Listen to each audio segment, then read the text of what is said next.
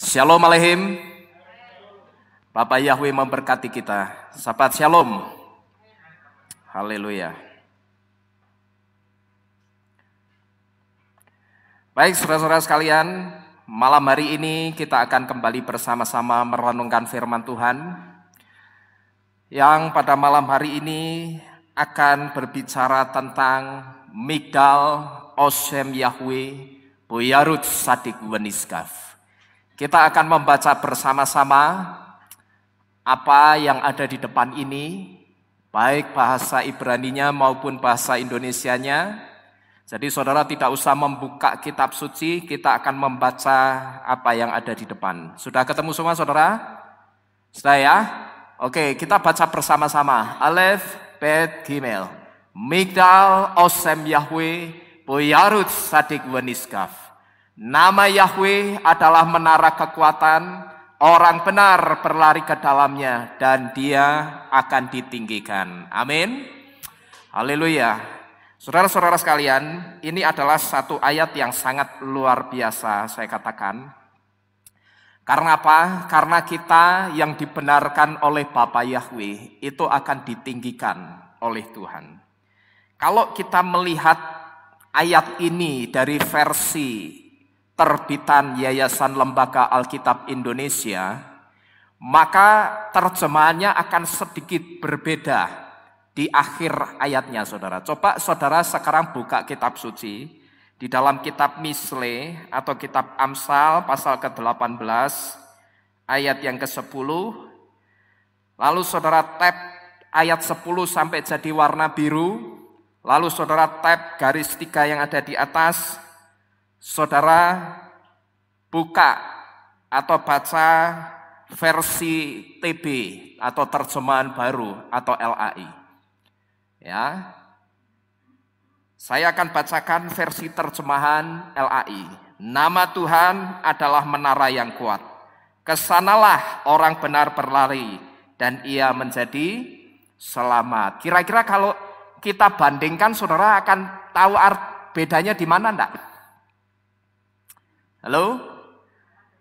Bedanya yang pertama, LAI masih belum jelas. Tuhan siapa yang harus kita berlari ke dalamnya, betul? Ya, karena setiap iman percaya itu punya Tuhan, saudara. Kalau ayat ini dibaca oleh orang dari iman percaya seberang, bisa enggak mereka mengatakan, oh itu kalau berlari kepada Tuhanku, bisa enggak? Bisa ya, tapi ILT lebih jelas Tuhan yang dimaksud di situ adalah Bapak Yahweh. Kemudian beda yang kedua apa? Ditinggikan dan diselamatkan. Nah, saudara-saudara sekalian, ILT menulis orang benar akan ditinggikan. Sedangkan LAI menulis orang benar akan diselamatkan. Kira-kira yang benar yang mana saudara? Yang ditinggikan atau yang diselamatkan? Menurut saudara? ILT nulisnya apa? Ditinggikan. LAI nulisnya diselamatkan. Yang benar yang mana? Putri dipakai itu. Yang mana? Ditinggikan. Yang benar itu ditinggikan. Tapi kita mengatakan yang benar ditinggikan itu harus ada dasarnya, saudara. Dasarnya apa? Dasarnya adalah kata niskaf, dari kata weniskaf ini ya. Jadi Migdal Osem Yahweh Boyarut Sadik Weniskaf. Kata niskaf itu artinya sublime. Sublime itu artinya luhur. Dan luhur menurut Kamus Bahasa Indonesia, Kamus Besar Bahasa Indonesia, luhur itu artinya tinggi, mulia. Jadi terjemahan yang benar itu nama Yahweh menara kekuatan dan orang benar yang berlari ke dalamnya dia akan ditinggikan. Mungkin LAI melihat kata migdal atau kata menara di situ saudara. Lalu mungkin mereka berasumsi kata menara kekuatan itu cocoknya dengan kata diselamatkan. Tapi ini mungkin ya. Tetapi malam hari ini kita sudah melihat bersama-sama bahwa terjemahan yang tepat, yang benar, niskaf itu diterjemahkan dengan ditinggikan. Nah saudara-saudara sekalian, kalau kita perhatikan di dalam kitab Misle atau kitab Amsal, Bapak Yahweh melalui Raja Shelomo itu banyak sekali memberitahu kita tentang upah untuk orang benar. Di kitab Amsal dikatakan bahwa kutuk Yahweh itu ada di dalam rumah orang fasik. Tetapi rumah orang benar dia akan diberkati. Amin. Lalu dikatakan juga, jalan orang benar itu seperti sinar yang terang, yang terus bertambah terang hingga rembang tengah hari. Tadi dikatakan yang jalannya seperti sinar yang terang itu orang fasik atau orang benar? Orang benar. Lalu juga ada dikatakan berkat ada di atas kepala orang benar, tetapi kekejaman di dalam mulut orang fasik.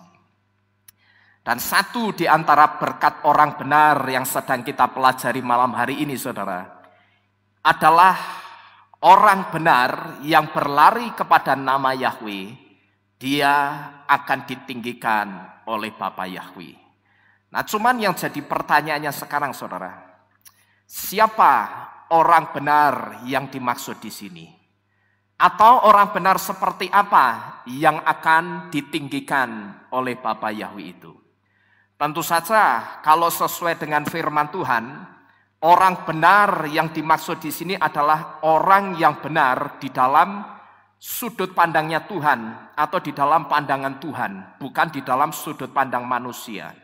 Nah, cuman pertanyaannya orang benar dari sudut pandang atau perspektifnya Bapak Yahweh itu seperti apa? Nah, kita akan cari tahu ini saudara.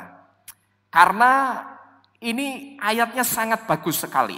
Dikatakan orang benar berlari ke dalamnya, maka orang itu akan ditinggikan. Nah cuman pertanyaannya orang benar itu yang seperti apa yang dimaksud Bapa Yahweh?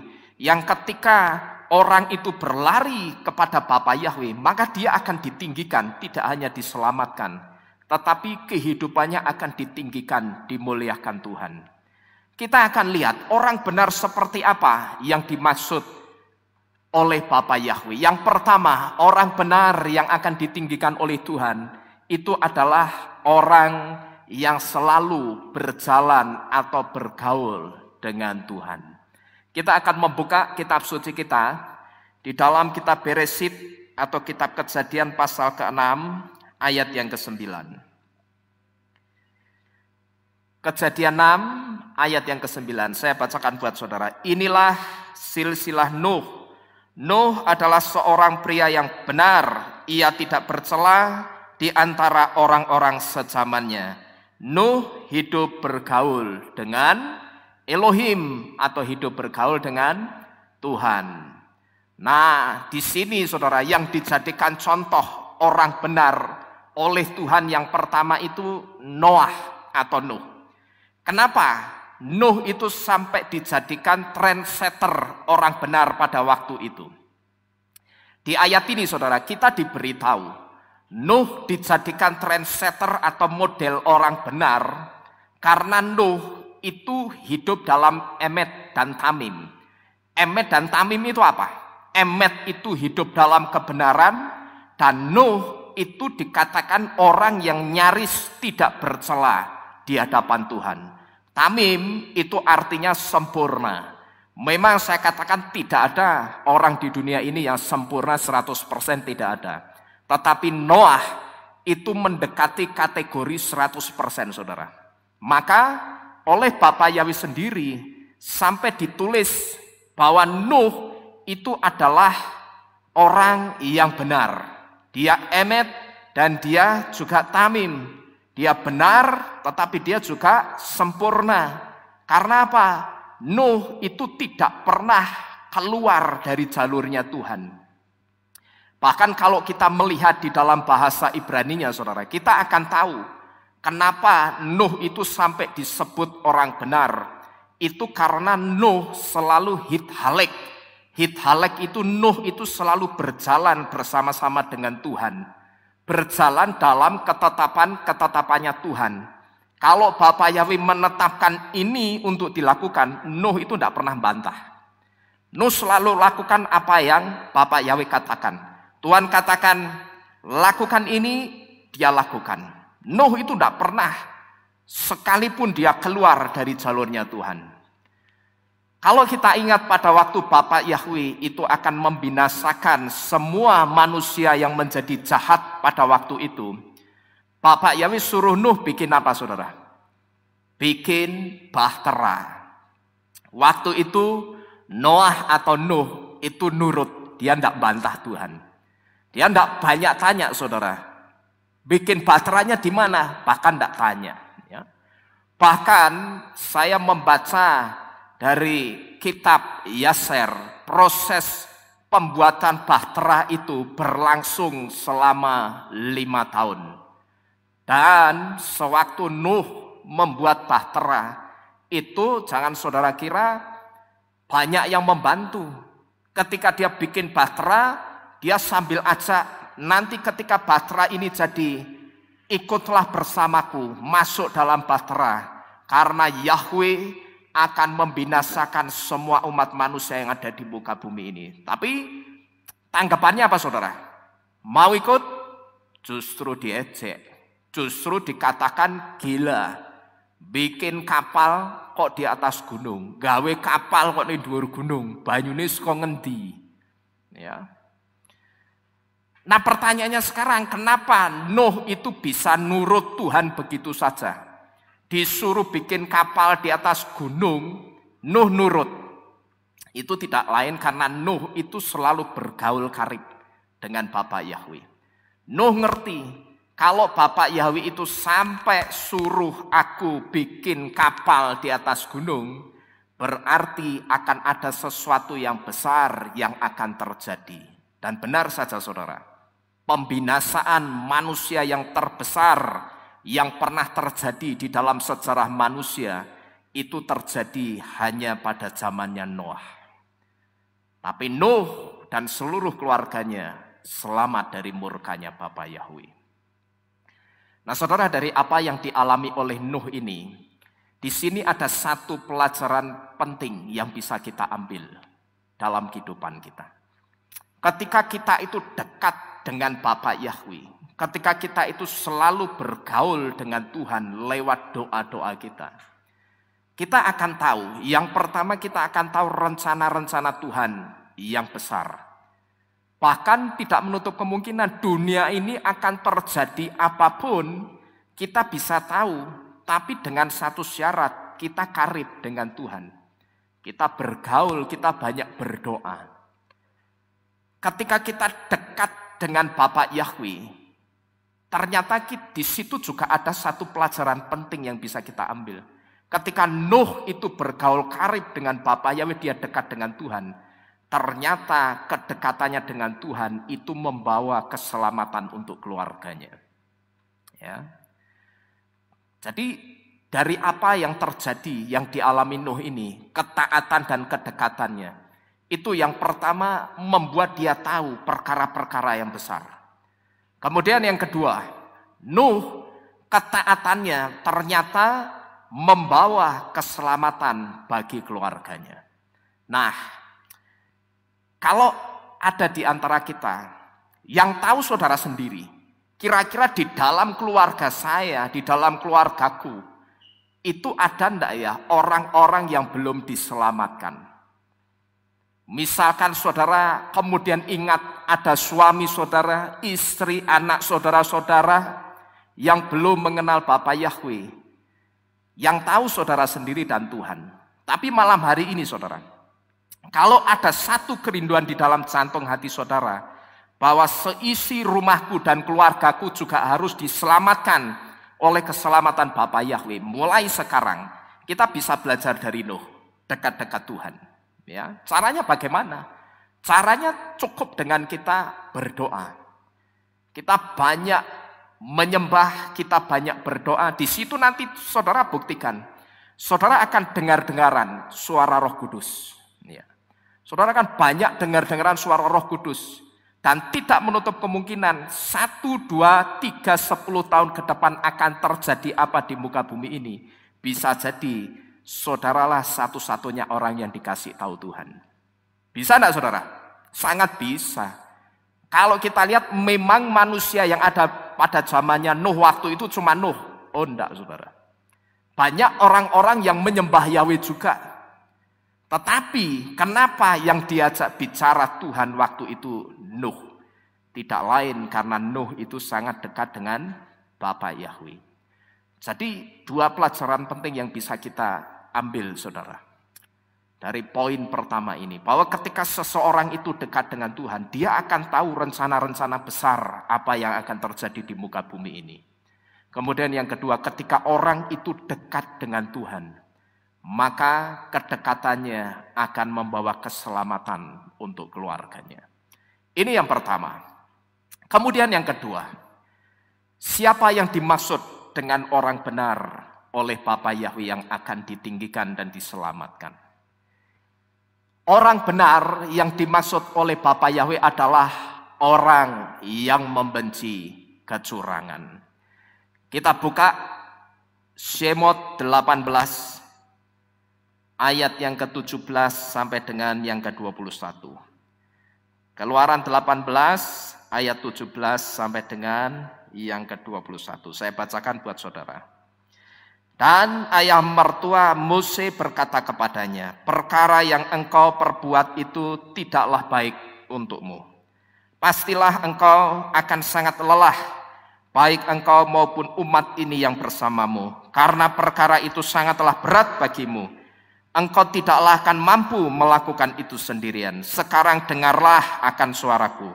Aku akan menasihatimu dan Elohim akan besertamu. Engkau wakililah umat ini di hadapan Elohim, dan engkau bawalah perkara itu kepada Elohim.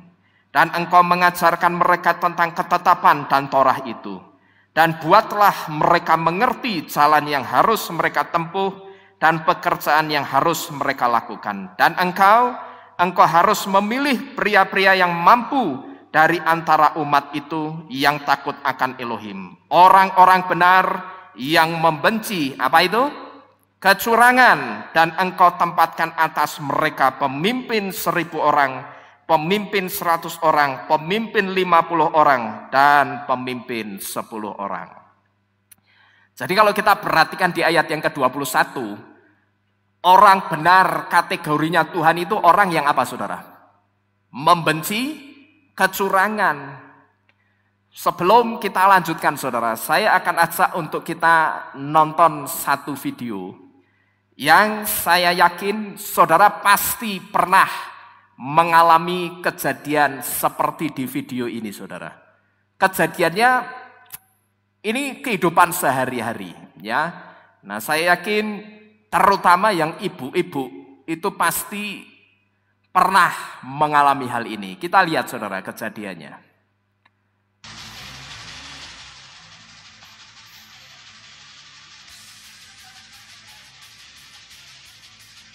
Yang belakang kelihatan, yang di depan kelihatan?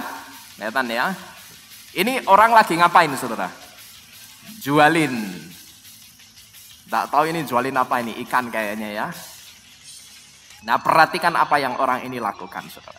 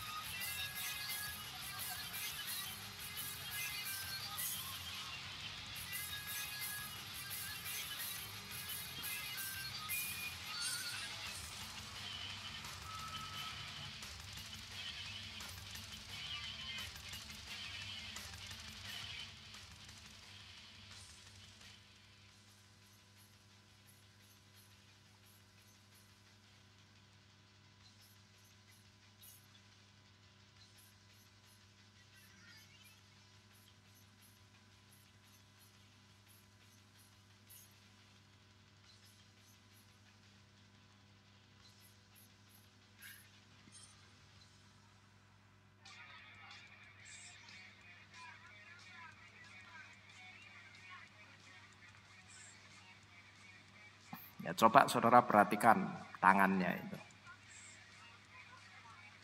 Ini yang disebut keterampilan tangan, saudara.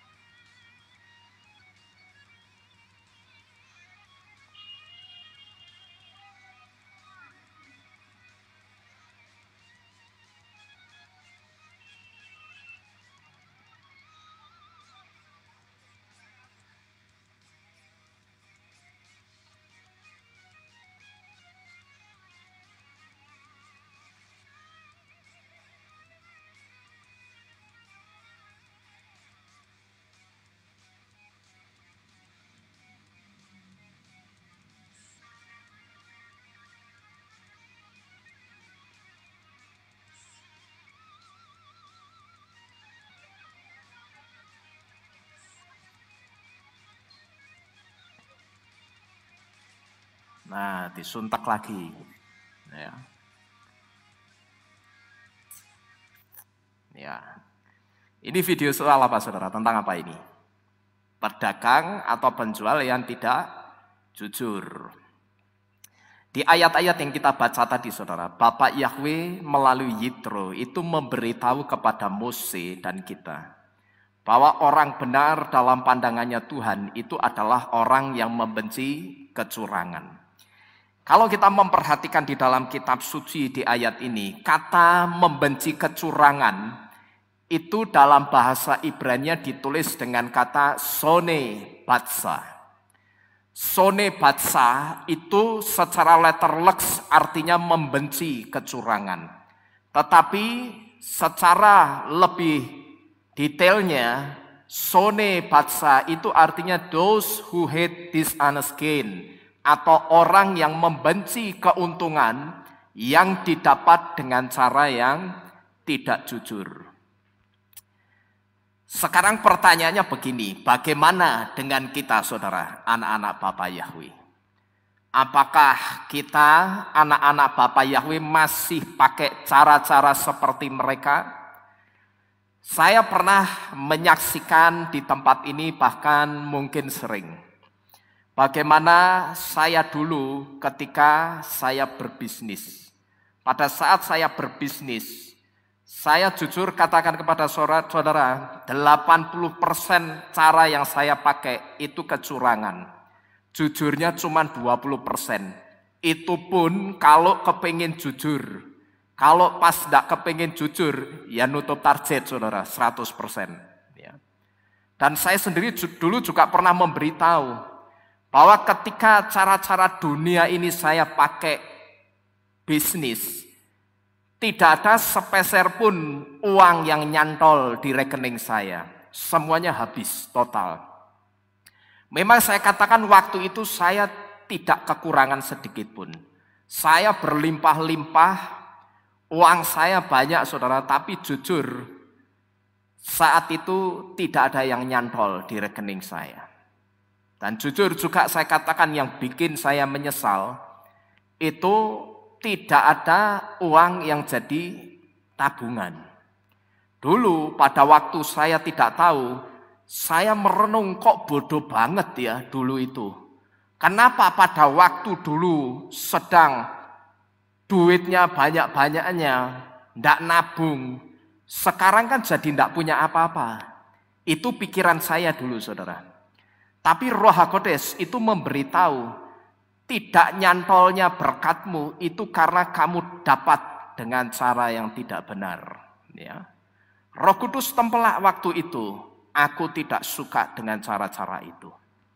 Waktu itu jelas, saudara, saya seringkali merenung, kenapa ya dulu pada saat usaha bisnis, dapat keuntungan juta-jutaan dalam seminggu itu kalau nyari uang 2,5 sampai 3,5 juta itu sangat gampang, saudara. Ya, untuk saya seminggu loh, bahkan tidak sampai seminggu sering dapat uang 3,5 juta lebih itu sering. Tapi anehnya tidak ada yang nyantol sepeser pun di rekening saya jadi tabungan atau jadi deposito, itu tidak ada, saudara. Ya, aneh ya, padahal duitnya banyak. Tapi aneh, sedikit pun sepeser pun 1 rupiah pun itu tidak ada yang nyantol di rekening. Nah, pada waktu saya merenung, saya berpikir kok bodoh banget ya. Saya membodoh-bodohkan diri saya sendiri. Tapi Ruh Kudus waktu itu beritahu, itu semua karena yang kamu dapat itu bukan dengan cara-cara yang benar. Aku tidak suka cara-cara seperti itu. Tapi sekarang saudara, dengan berkat yang saya katakan secara manusia, itu tidak seperti pada waktu saya bekerja dulu. Tapi justru berkat yang saya dapat sekarang itu justru membuat saya damai sejahtera. Membuat setiap apa yang saya makan itu benar-benar bisa jadi berkat. Kalau dulu, saya sering bersaksi juga kepada saudara, hampir setiap hari saya tidak pernah makan di rumah, selalu makan keluar, saudara. Ya, bukan di luar situ, ya, tapi benar-benar di rumah makan. Artinya duitnya banyak, tapi tidak ada yang nyantol. Tapi justru sekarang dengan berkat yang saya katakan tidak sebanyak seperti pada waktu saya kerja dulu, itu justru membuat saya lebih damai sejahtera sekarang. Ya, dan itu membuat setiap apa yang saya makan sekarang itu justru saya rasakan benar-benar jadi berkat ketimbang dulu, saudara. Dulu saya pernah bersaksi, duit saya banyak, makan tidak pernah di rumah makan enak-enak, tapi berat badannya itu naik turun 45, 46. Ya, badan saya gak biting dulu. Ini saja belum gemuk. Dulu lebih kurus. Saudara, yang orang-orang lama ngerti saya. Ya, saya sangat kurus sekali dulu. Padahal makannya enak-enak. Lah kok aneh, makan enak-enak terus kemana coba itu yang enak-enak, saudara ya? Tidak pernah nyantol di daging. Nah, di sini membuktikan bahwa setiap apa yang tidak benar yang kita makan itu tidak pernah menjadi berkat. Tapi ketika itu katakanlah sedikit, tapi itu dari Bapa Yahweh, itu benar, itu jujur, itu akan menjadi berkat buat saudara. Amin.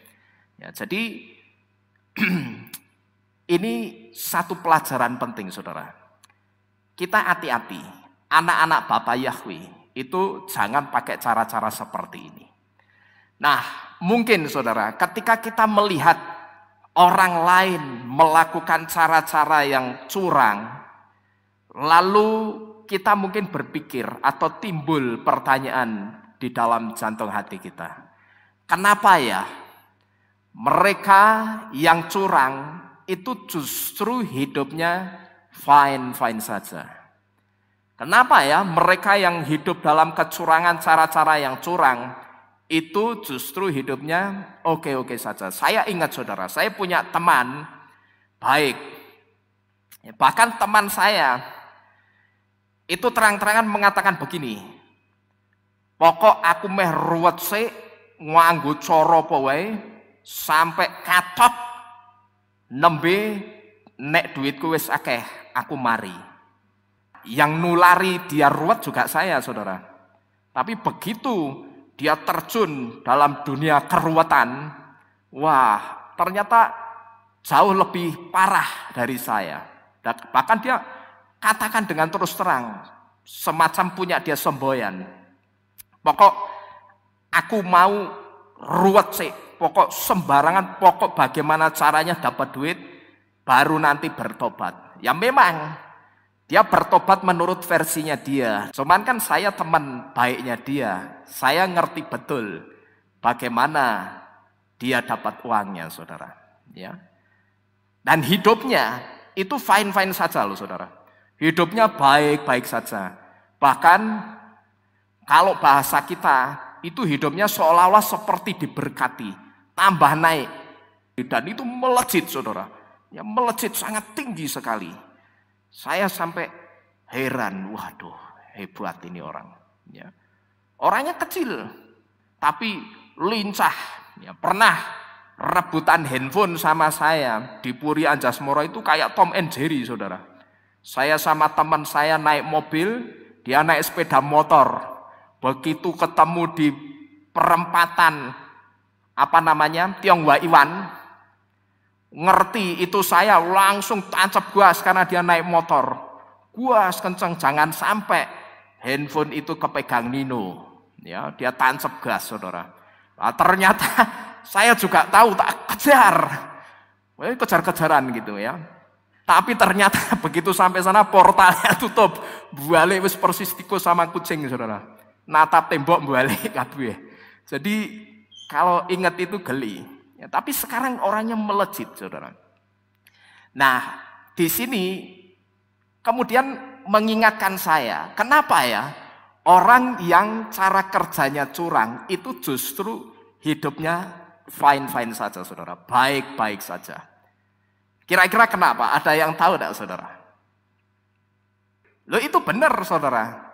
Ya, saya dulu itu juga pakai cara-cara curang dan keuangan saya melejit. Ya, duit saya banyak. Tapi justru orang yang jujur-jujur itu terkadang kelihatannya nampaknya itu seret. Kira-kira kenapa, saudara? Ya. Itu tidak lain karena mereka itu bersekutu dengan roh yang mendukung perbuatan mereka. Perhatikan ini baik-baik. Nah, saudara coba lihat tangannya, ini kan persis. Yang dibeli ini, yang dikasih ini. Sama ya dengan yang di video tadi ya. Nah, kenapa orang yang curang itu hidupnya justru baik-baik saja? Karena mereka bersekutu dengan roh yang mendukung perbuatan mereka. Tapi coba kalau kita anak Bapak Yahweh yang melakukan kecurangan, cepat atau lambat, Tuhan itu akan tegur kita. Ya. Kenapa? Pertanyaannya sekarang. Kalau orang yang curang itu justru hidupnya fine-fine saja, tapi kalau kita yang melakukan, justru Bapak Yahweh akan tegur kita. Kira-kira kenapa, saudara? Ada yang tahu enggak? Nah, yang depan kan sudah saya kasih tahu. Kenapa orang yang curang justru hidupnya fine-fine saja? Karena mereka itu bersekutu dengan roh yang mendukung kecurangan juga. Maka it's okay, tidak terjadi apa-apa. Tapi coba saudara yang melakukan sesuatu yang tidak benar, cepat atau lambat mesti ketahuan dan mesti Tuhan tegur. Kira-kira karena apa? Itu karena roh yang baik yang dari Bapa Yahweh tidak mendukung kecurangan yang kita lakukan. Ya. Roh yang baik yang dari Bapa Yahweh itu tidak mendukung kecurangan yang kita lakukan. Jadi kalau sekarang mungkin ada di antara kita, termasuk saya dulu, ditegur Tuhan karena cara-cara saya tidak benar di dalam pandangan Tuhan, saudara jangan marah. Tapi pada saat itu kembangkanlah ucapan syukurmu, karena itu tandanya Bapa Yahweh itu mengasihi saudara dan saya. Itu tandanya Bapa Yahweh itu mau bahwa kita masuk dalam kehidupannya orang benar, bukan kehidupannya orang fasik. Karena Tuhan tidak mau anakku ini sampai terjerumus semakin dalam dan semakin parah. Tidak benarnya. Maka Tuhan cepat-cepat tangkap, saudara. Dia mau masukkan kita dalam prosesnya, dimasukkan dalam kehidupannya orang benar. Ya, supaya apa? Tidak lain nanti ketika kita berseru kepada nama Yahweh, ada keselamatan dari Tuhan yang akan menolong kita. Amin. Ya, jadi kalau sekarang saudara ditegur Tuhan karena cara-cara saudara tidak benar, bersyukurlah. Karena itu tandanya Bapa Yahweh itu masih mengasihi saudara dan saya. Ini yang kedua, saudara. Orang benar yang dimaksud oleh Tuhan. Kemudian orang benar yang ketiga. Siapakah orang benar yang dimaksud oleh Bapa Yahweh? Orang benar yang dimaksud oleh Bapa Yahweh di sini adalah orang yang tidak memutarbalikkan perkataan. Kita buka kitab Devarim atau kitab Ulangan pasal ke-16 ayat yang ke-19. Di situ dikatakan engkau tidak boleh memutarbalikkan keadilan. Engkau tidak boleh memandang muka atau menerima suap. Karena suap benar-benar membutakan mata orang-orang bijaksana dan memutarbalikkan perkataan orang-orang benar. Yang ketiga ini dulu saudara, ini juga saya lakukan. Saya dulu itu sangat pinter ngomong pada saat saya bisnis. Saya masih ingat pernah ada orang yang pergi ke toko saya berdua. Yang satu beli handphone, memang tujuannya beli handphone. Tapi yang satunya itu cuma nganter saudara. Saudara tahu saking lihainya lidah saya, pinternya ngomongnya saya saudara. Orang yang cuma tujuannya nganter, tak speak sebentar bisa beli ya saudara.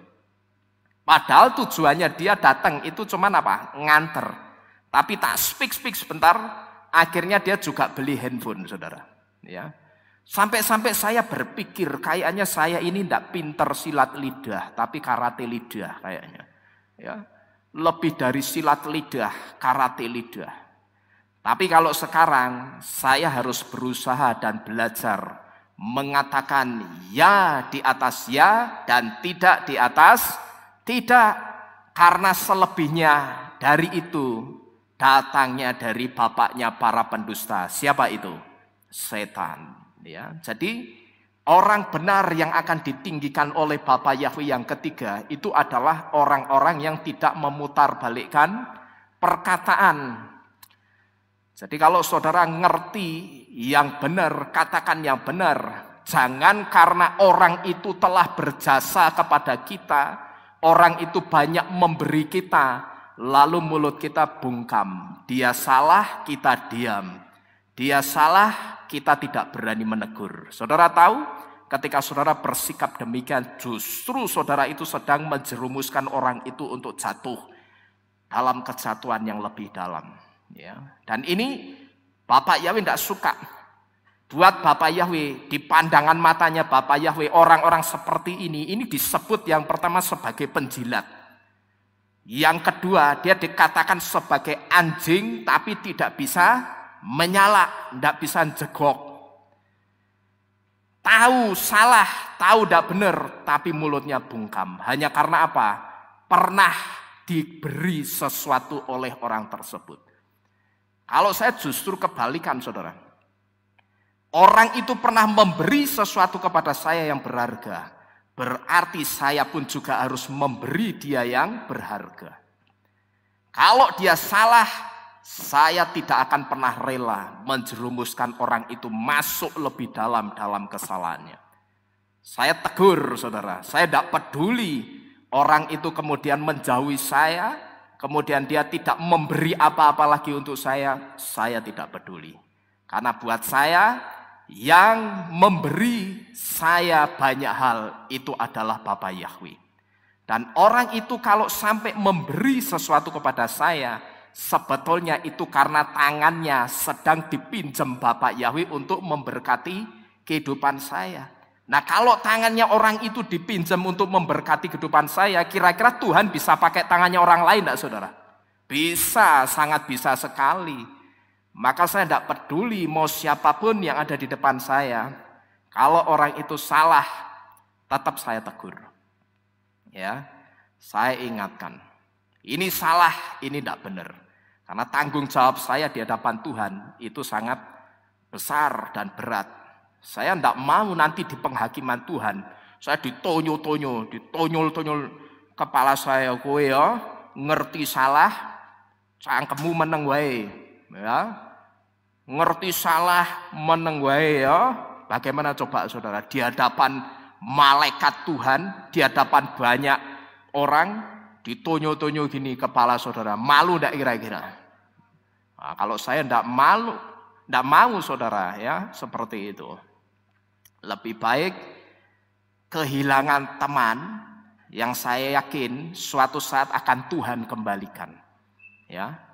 Lebih baik kehilangan satu sahabat gara-gara menegur, memberitahu yang benar. Tapi saya percaya, perhatikan baik-baik, Bapak Yahweh akan kirim 1000 orang-orang baik mendatangi kehidupan saudara. Amin. Ya, tapi jangan takut, ya. Jangan pernah takut mengatakan kebenaran. Orang itu memberi saya banyak hal yang berharga. Saya harus ngasih dia yang berharga juga. Ya. Saya akan kasih sesuatu yang berharga ketika dia kelihatan keluar jalurnya Tuhan. Saya akan ingatkan, Bapak, Ibu tidak boleh seperti ini loh. Ya, ini keluar jalurnya Tuhan, hati-hati. Ya. Perkara dia marah atau enggak, itu urusan belakang. Tapi puji Bapak Yahweh, saudara. 95% mereka menerima dengan sukacita. Ya. Yang tidak bisa menerima itu hanya orang-orang yang bermasalah. Dan ketika masalahnya diusik, dia tidak suka. Nah, buat saya pakai ilmunya Pak Lukas. Emang gue pikirin. Ya. Yang ngasih makan saya kan Bapak Yahweh. Ya. Tugas saya itu ngajak orang jadi benar. Begitu loh saudara. Ya. Jadi hati-hati. Jangan sampai di hadapan Tuhan kita itu dipandang sebagai seorang penjilat. Penjilat lah gitu saudara. Ya, begitu dikasih, dipopok duit macam-macam. Begitu orang itu salah, dia akan memilih bungkam mulutnya, tidak berani menegur. Oh, itu di hadapan Tuhan orang ini sangat jahat sekali. Dan orang ini kejahatannya apa? Kejahatannya justru karena menjerumuskan orang yang sudah memberkati dia lebih dalam kesalahan. Itu kejahatannya di mata Tuhan. Bukan semata-mata karena sifat penjilatnya, bukan.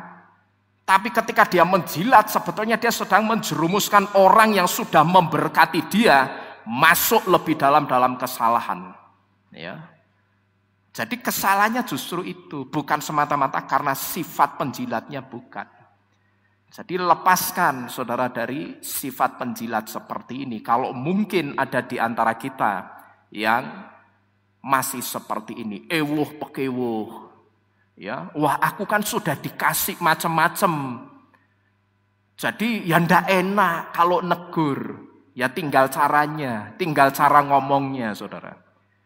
Buktinya saya tegur orang yang pernah memberkati saya, justru berkatnya semakin gede itu, semakin besar, ya dia beri untuk saya, saudara. Aneh enggak, saudara? Ya. Nah, kenapa orang bisa bersikap seperti ini? Karena dia tahu gembalaku itu orang yang tidak menjilat. Saudara menjilat orang, perhatikan baik-baik. Paling hitungan tahun, hari, bulan lah, orang itu akan apresiasi saudara. Orang itu akan suka dengan saudara. Tapi asal saudara ingat, Bapak Yahweh itu menciptakan orang. Dan dia tempatkan yang kita sebut dengan jantung hati nurani. Yang paling dalam. Di mana di situ tidak ada yang bisa dibohongi. Dia, saudara jilat, dia akan seneng. Wah, orang itu mendukung aku. Ya, dia mendukung apa yang aku lakukan, sekalipun apa yang aku lakukan itu salah. Tapi ingat, orang itu punya yang namanya jantung hati apa tadi? Nurani yang paling dalam yang tidak bisa bohong, saudara. Nah, jantung hati nuraninya akan berkata apa? Kamu penjilat. Tunggu aja, tidak lama. Orang itu akan meninggalkan saudara. Ya, kalau kita menjadi seorang penjilat. Tetapi ketika saudara berani menegur, itu menyakiti telinga orang paling sebentar. Ya. Tapi kembali lagi, setiap orang punya yang namanya jantung hati nurani. Di dalam jantung hati nuraninya akan mengatakan, tapi orang ini benar. Jadi salah ketika aku marah dengan dia. Karena sebetulnya dia benar. Jadi pikirkan baik-baik. Ya, hidupmu itu ditentukan bukan dari pemberian orang, tetapi dari pemberiannya Bapak Yahweh. Amin. Terjadilah seperti apa yang saudara aminkan. Ya, Bapak Yahweh yang memberkati dan memelihara kehidupan saudara. Ya, tapi ingat syaratnya jangan pernah memutarbalikkan apa ini? Perkataan. Belajarlah katakan ya di atas ya, tidak di atas tidak. Karena yang selebihnya dari itu dari siapa? Setan. Tinggal sekarang mana yang mau saudara gauli? Yang dari Tuhan atau yang dari setan? Nah, kalau saya milih dari Tuhan, ya. Ini yang ketiga. Kemudian yang keempat. Siapakah orang benar itu? Orang benar yang dimaksud oleh Tuhan adalah orang yang berpegang teguh kepada jalan kebenaran dan bersih tangannya. Oh, berarti orangnya tiap hari cuci tangan, Pak. Nah, sekarang berarti banyak orang benar kalau begitu, saudara ya. Karena sekarang orang sedikit-sedikit cuci tangan lah gitu. Benar tuh, saudara? Dari mana cuci tangan? Habis megang apa? Cuci tangan. Mau TU-TU aja mesti ke belakang dulu direwangi cuci tangan, ya. Berarti orang yang bersih tangannya orang yang cuci tangan terus. Ya, bukan letterlock seperti itu. Kita baca dulu. Iyob 17 ayat yang ke-9. Kitab Iyob atau kitab Ayub pasal ke-17 ayat yang ke-9. Di situ dikatakan, dan orang benar akan berpegang teguh pada jalannya, dan dia yang bersih tangannya bertambah apanya? Kekuatannya. Kita baca sama-sama, saudara ya, dengan suara yang keras. Iyob pasal 17 ayat yang ke-19. Saudara pegang ayat ini baik-baik. Oh, ayat 9, ya benar. Kita baca bersama-sama. Alef, Bet, Gimel. Dan orang benar akan berpegang teguh pada jalannya, dan dia yang bersih tangannya bertambah kekuatannya. Amin. Haleluya. Kalau saudara perhatikan ketika saya berdoa, seringkali di dalam doa saya mengatakan, ajari kami Tuhan. Ketika kami bekerja di dalam kehidupan sekuler kami, maupun ketika kami bekerja di ladangnya Tuhan, ajari kami untuk kami bisa bekerja dengan tangan yang bersih atau jujur. Satu hal yang menginspirasi saya berdoa demikian, itu jujur masa lalu saya, saudara. Yang saya katakan tidak ada baiknya sama sekali. Secara khusus masa lalu di dalam pekerjaan atau bisnis saya yang saya ceritakan kepada saudara tadi. Begitu sekarang saya menyadari banyak tidak beresnya saya dulu.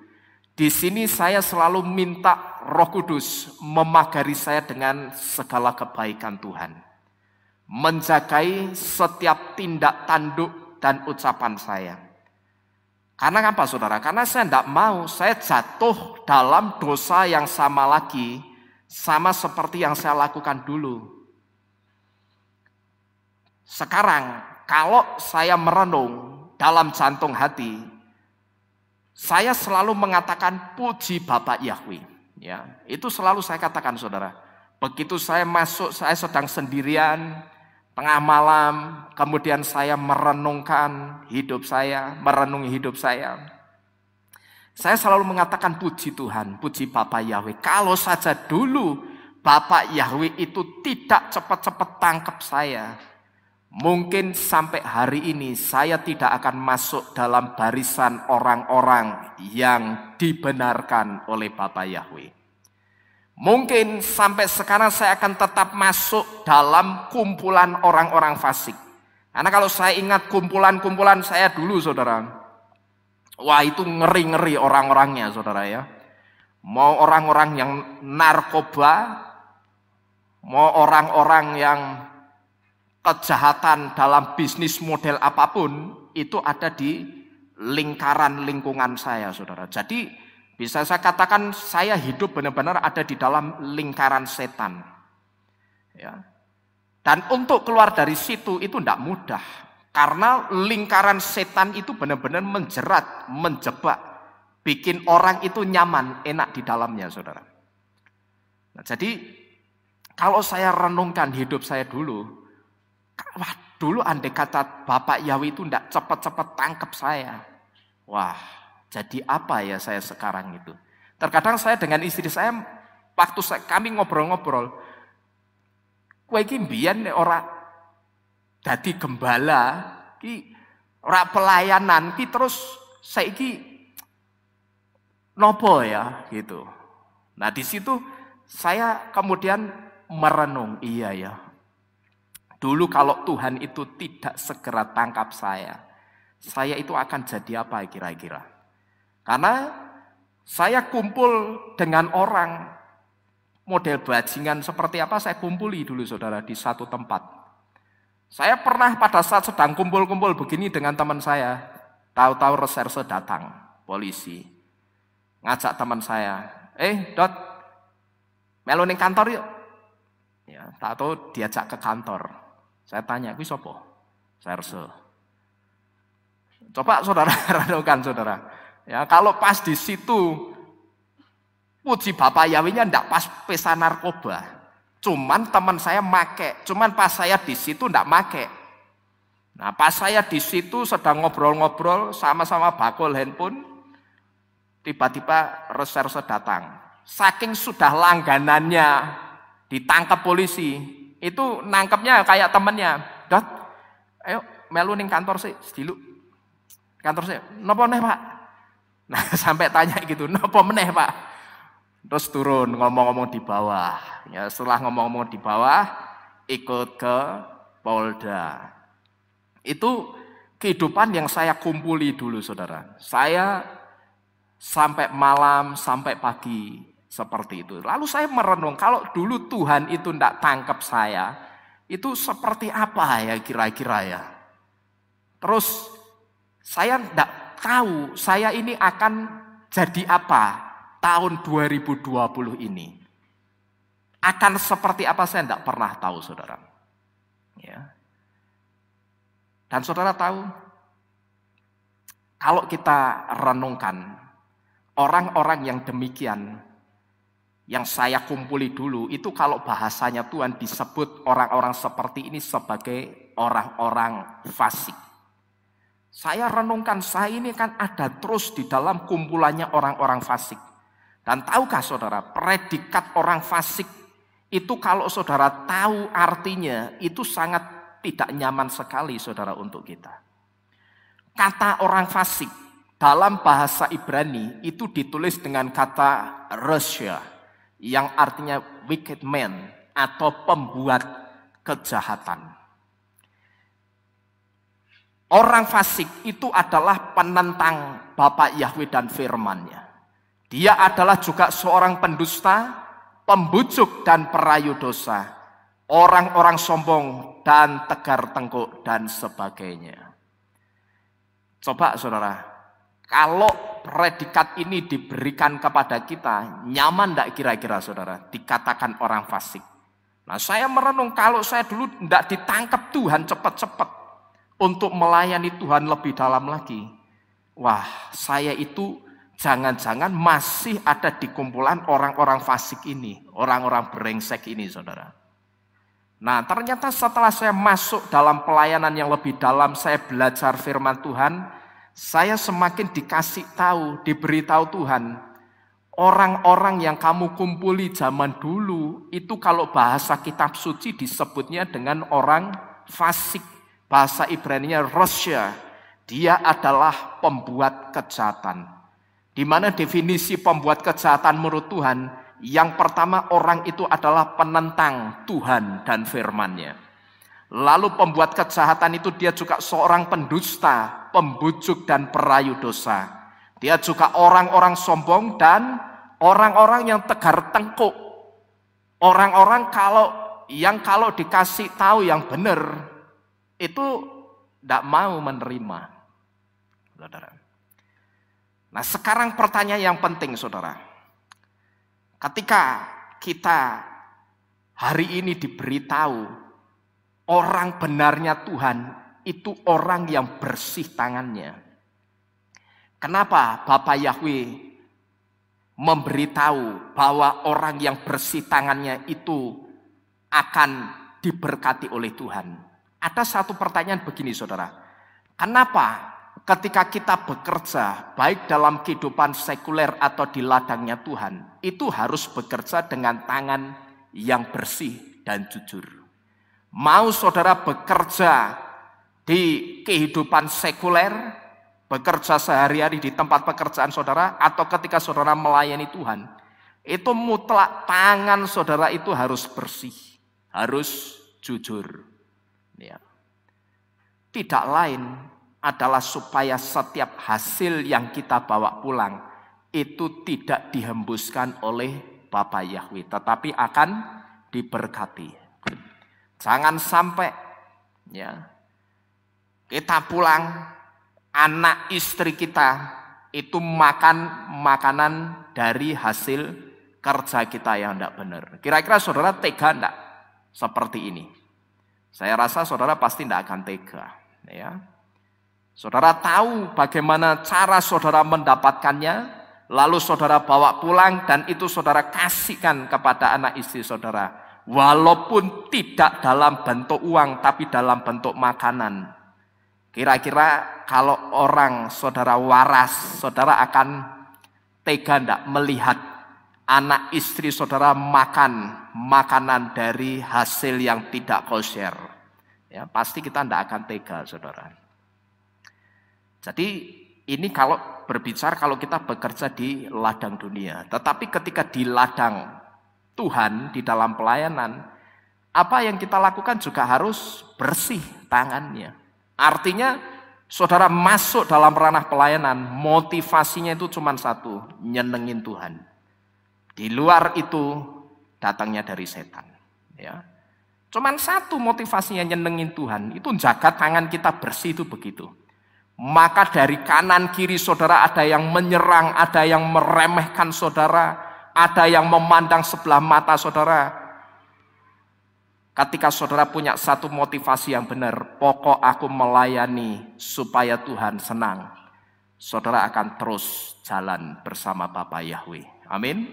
Ya, saudara tidak akan pedulikan orang-orang yang ada di sekeliling saudara itu, mereka mau meremehkan saudara, memandang sebelah mata saudara, karena mungkin kalau aku melayani, aku tidak bisa seperti ini, tidak bisa seperti itu.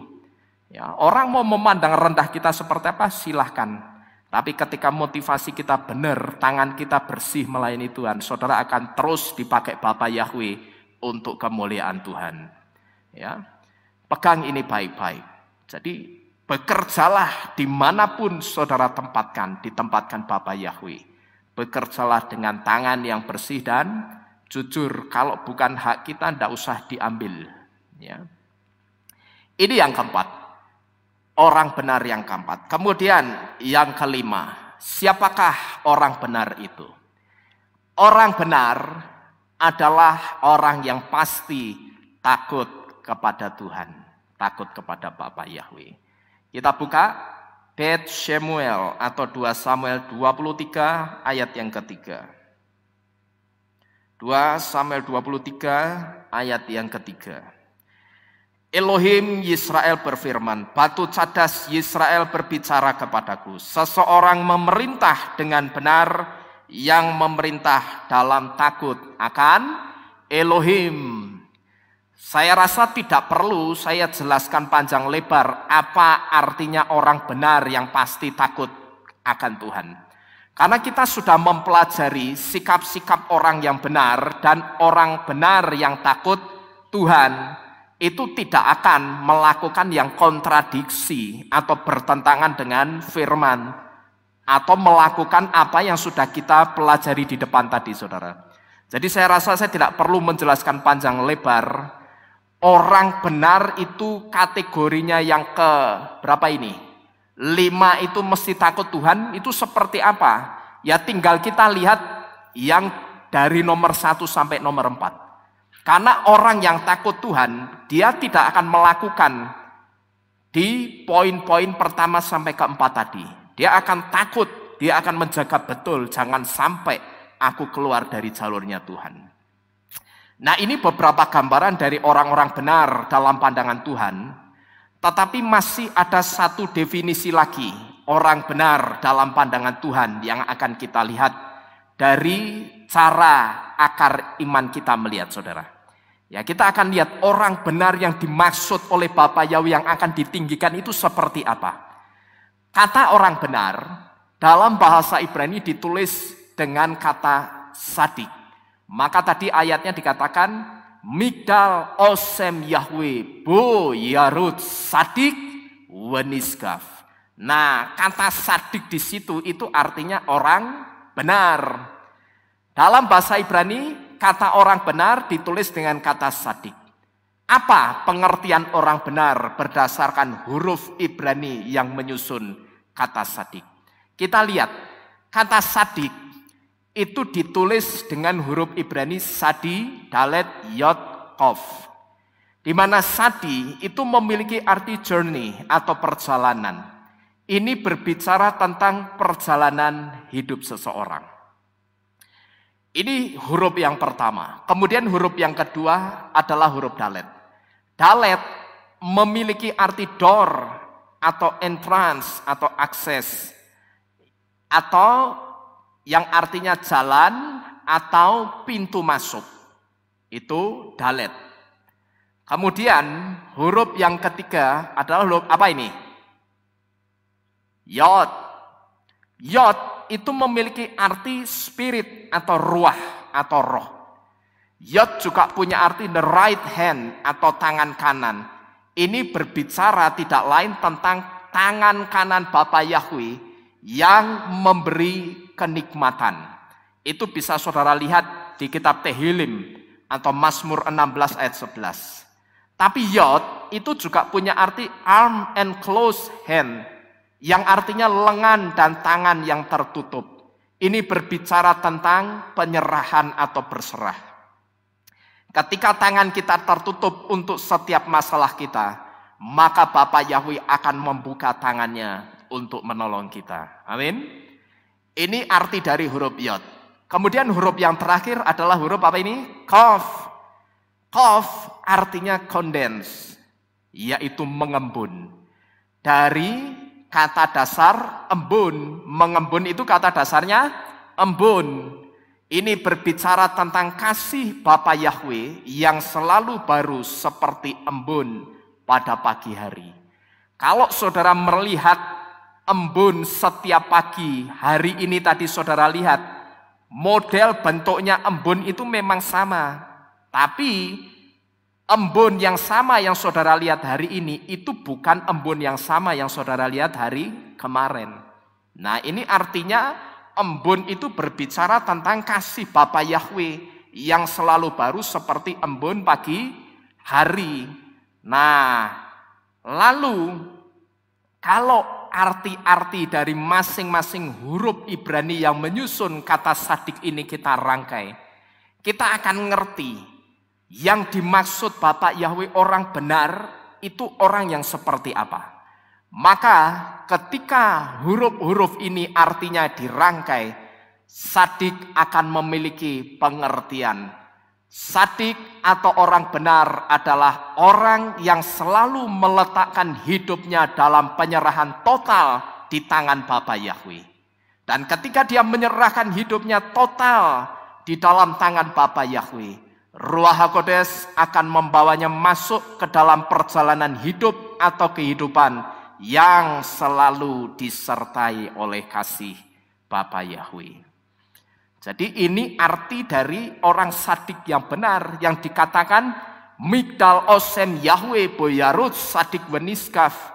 Nama Yahwe itu menara kekuatan, orang benar yang berlari ke dalamnya dia akan ditinggikan. Cuman pertanyaannya orang benar yang seperti apa yang akan ditinggikan? Yang seperti ini, orang yang selalu meletakkan hidupnya dalam penyerahan total di tangannya Bapa Yahwe. Maka saat itu juga Ruach HaKodes akan membawanya masuk ke dalam perjalanan hidup atau kehidupan yang selalu disertai oleh kasih Bapa Yahwe. Amin. Amin. Bapa Yahwe memberkati kita sekalian. Kita tunduk di dalam doa, kita akhiri firman Tuhan pada malam hari ini. Haleluya.